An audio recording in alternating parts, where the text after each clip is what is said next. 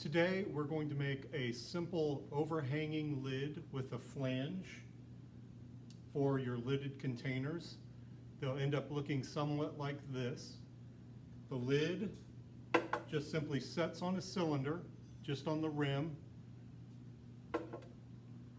but it has a flange. This is the flange, this part that sticks up and that sits inside of the cylinder. And it has an overhanging area, and it's really difficult to see, but there's kind of a ridge in here, kind of a gully that fits exactly where it meets that top of the cylinder, so it locks in tight. So that's what we're going to concentrate on today. I've already thrown a cylinder, and I'm just going to take a measurement off of the top of it with my ruler, right from the inside to the inside, as close as possible at the widest part, and that is 3.5 inches. It's very important to take this measurement while the clay is plastic, while it's still wet, because it does shrink, and if it shrinks, then your lid's not going to be the right size. So 3.5 inches. I take one of these tools. This is called a caliper, and I'll show you where those are in the room when you need them. And I take that caliper and I transfer that measurement. It moves back and forth like this, so you can get a very precise measurement. And I will transfer that 3.5 inches to my caliper. And once I have that measurement, then I'm just going to hold it really carefully so it doesn't move, and then tighten this wing nut at the back. So now it's good and solid, it won't move around, and I can take a measurement once I feel that I've got my lid where I want it to be.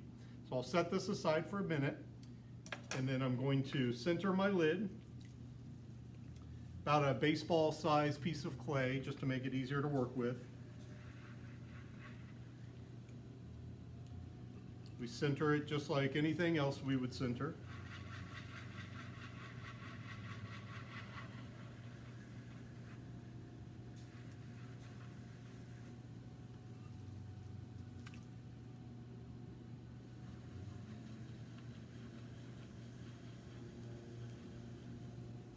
Then I will open it up, just like I would open it up for a cylinder or a bowl, just by pressing my thumbs down, making sure not to go all the way to the bat head.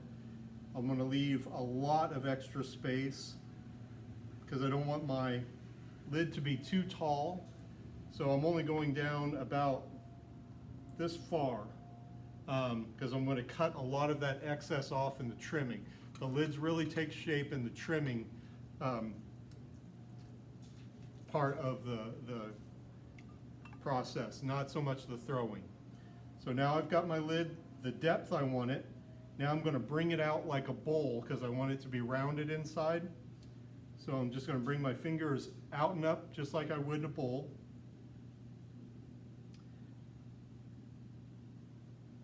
But I am going to keep my rim pretty thick.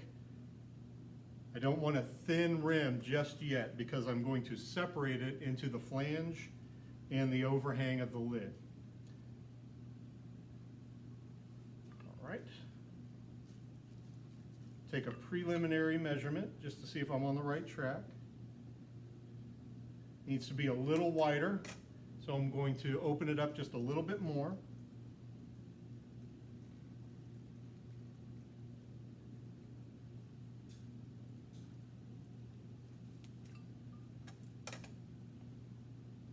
Yep, that'll do. Now I'm going to separate my flange from the overhang. Now you can use a rib to do this, or you can use your finger. Rib is probably easier, more precise, so I'm going to show you how to do that.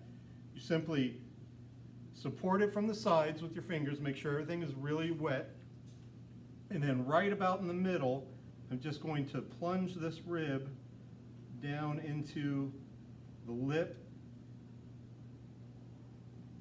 making sure not to go into the side or out on the other side. I want to keep it straight down. And then you've got this separation. Now while it's separated, wet it down a little. Now I'm going to take my sponge and I'm going to smooth that lip out and shape it a little with my fingers. So I'm bringing it out And I'm just putting a little bit of pressure with my sponge on the outside of that lip. Not too much, I don't want to distort it. And then I'm going to smooth out that flange as well. I'm not putting any pressure, I'm just letting the sponge smooth the shape. Then I'm going to take a measurement. Now this flange fits inside of here, inside of the cylinder, so it needs to be slightly smaller than the measurement I have here. This is the two farthest points of the inside of that cylinder. And it looks like it is perfect. If it didn't match up, I would simply, if it was too big, I would simply put my fingers in here and move it to the center a little bit. If it was too small, I would do the opposite and move it out. But this is perfect, so I'm not going to do anything. Just going to smooth it out a little, take the excess water out. And then I'm going to take the end of my needle tool, not the pointy part, the flat end, and I'm going to support the base under here, and then right where this part of the cylinder will set, I'm going to carve a little gully out. Just by barely pressing that needle tool in, it's going to create a little channel, and that will make the cylinder set in there really nicely. Let's see if you can see that little channel in there. Okay, well now all I have to do is clean up the edges, and that is done for now.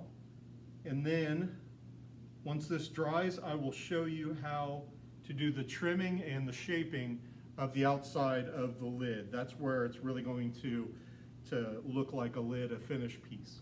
But for now, that is it. Thanks.